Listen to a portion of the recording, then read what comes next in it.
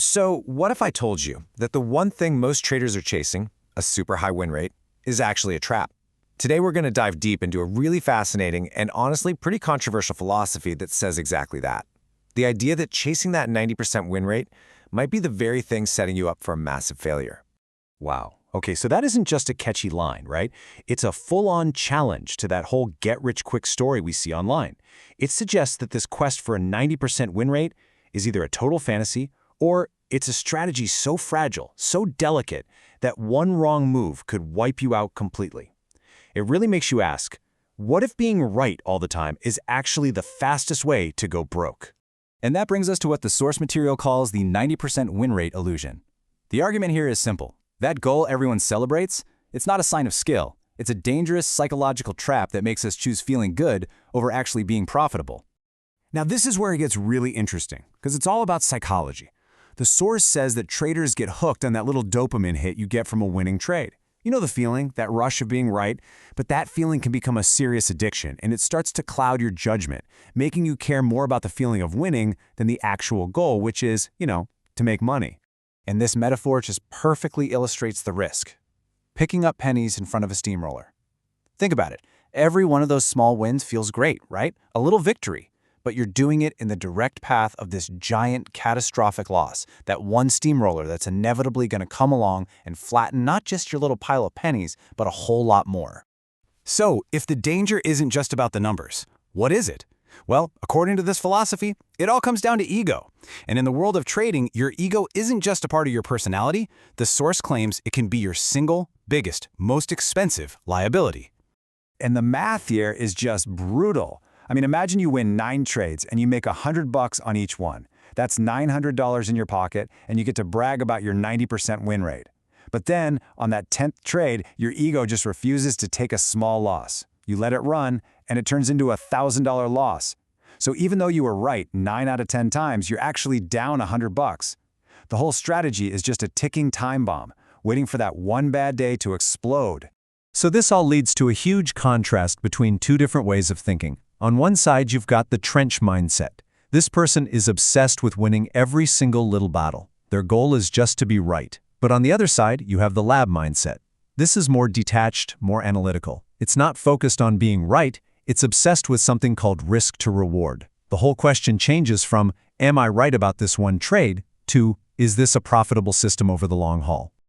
And this brings us to the proposed fix, a really disciplined mathematical rule that the source calls the 1-3 profit law.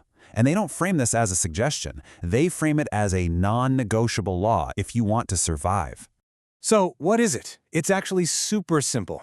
The 1/3 law just means you never, ever place a trade unless your potential profit is at least 3 times bigger than your potential loss. So if you're risking $100, you have to have a clear shot at making $300.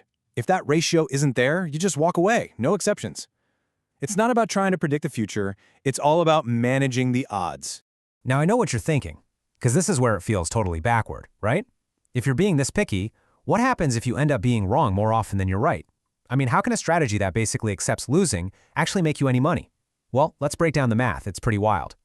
Okay, let's just run a little simulation here. Let's say you take 10 trades, and you follow this system to the letter. And in this scenario, you lose 6 of them. Yeah, 6. That's a 60% loss rate, which by any normal standard is a failing grade. And if you risked $100 on each of those losing trades, you are now down $600. So at this point, you're definitely in the red. It's not looking good. But hang on. Remember, you did have 4 winning trades. And according to this system, these are the only ones that really matter. Because you stuck to that 1-3 law, each of those 4 wins didn't just make you $100. No, they brought in $300 each. So that's a total of $1,200 in gains. So now let's do the final math. You take your $1,200 in gains, you subtract that $600 in losses, and you are left with a net profit of $600. Think about that. You were wrong most of the time, and you still came out comfortably ahead. That is the power of the math.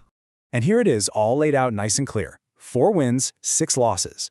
But because the average win was 3 times bigger than the average loss, the system still cranked out a positive return. This is the absolute core of the argument.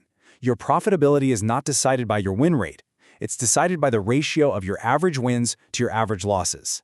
But, and this is a big but, here's the catch. The math only works if you have the right mindset to actually execute it. And that brings us to the last and maybe the most important piece of this whole puzzle, a mindset of humility. The source uses this ancient proverb to frame the entire philosophy. And in this context, pride isn't just about being arrogant. It's a very specific and a very, very expensive trading sin. So what is trading pride?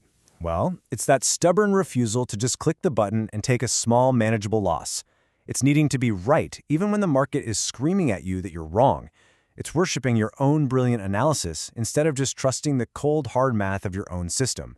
It's that little voice in your head that says, "Don't worry, it'll come back." And so, the final argument flips the whole idea of strength on its head. In this world, humility is actually a superpower. It's the emotional discipline to take those 6 small losses and not even flinch because you know you're just preserving your capital for the 4 big wins that make the whole thing work. Humility is what keeps you in the game. And all of this leaves us with one big question that goes way beyond just trading. In any part of your life that involves risk, whether it's your career, your investments, maybe even a personal project, which do you value more? The emotional satisfaction of being right or the tangible outcome of being profitable? The answer to that just might change how you approach, well, everything.